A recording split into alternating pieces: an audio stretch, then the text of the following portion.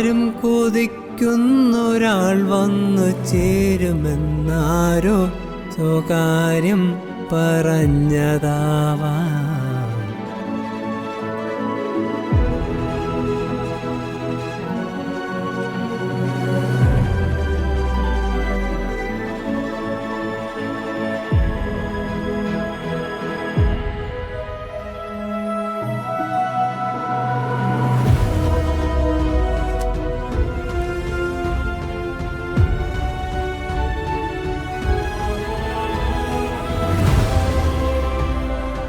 പിന്നെയും പിന്നെയും ആരോക്കിനാവിൻ്റെ പടി കടന്നെത്തുന്ന പദനിസ്വനം.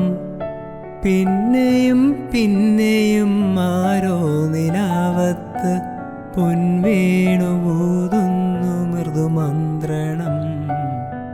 പിന്നെയും പിന്നെയും ആരോ ആരോ ആരോ.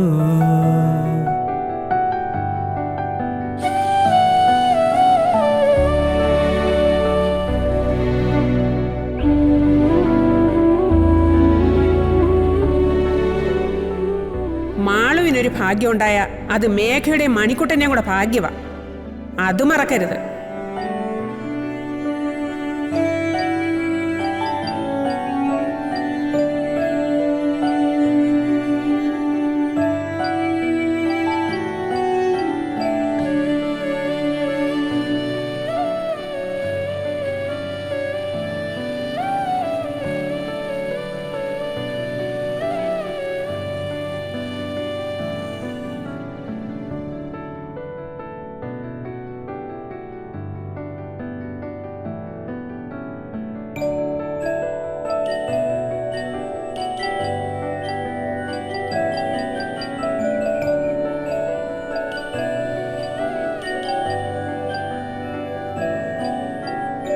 നിങ്ങൾ ഈ ചെയ്യുന്നത് മര്യാദയാണെന്ന് തോന്നുന്നുണ്ട് രവീന്ദ്ര. ലോൺ എടുത്തിട്ട് എത്ര കാലമായി? മുതലിലേക്ക് 1 രൂപയെങ്കിലും അടച്ചോ? അതുപോട്ടെ, പലിശയെങ്കിലും അടയ്ക്കണ്ടേ? സാറേ, മുതലും പലിശയും ചേർത്ത് ഇപ്പൊ എത്രയായെന്ന് രവീന്ദ്രനുള്ള ധാരണയുണ്ടോ? സാറേ, എനിക്ക് കുറച്ചുകൂടെ അവധി തരണം. ഞാൻ എങ്ങനെയെങ്കിലും. ഇനിയും അവധിയോ? ഓരോ തവണ വരുമ്പോഴും രവി ഇത് തന്നെയല്ലേ പറയുന്നത്? സാറേ, ഈ വീട് മാത്രമേ ഞങ്ങൾക്കുള്ളൂ. അതെങ്കിലും ഒന്ന്. ഞങ്ങൾക്കും അതറിയാം. പക്ഷെ കുടിശ്ശിക ഇങ്ങനെ കൂടിക്കൊണ്ടിരുന്നാൽ ജപ്തി നടപടിയല്ലാതെ വേറെ വഴിയില്ല. സാറേ, 1 മാസം കൂടി സമയം തരാവോ?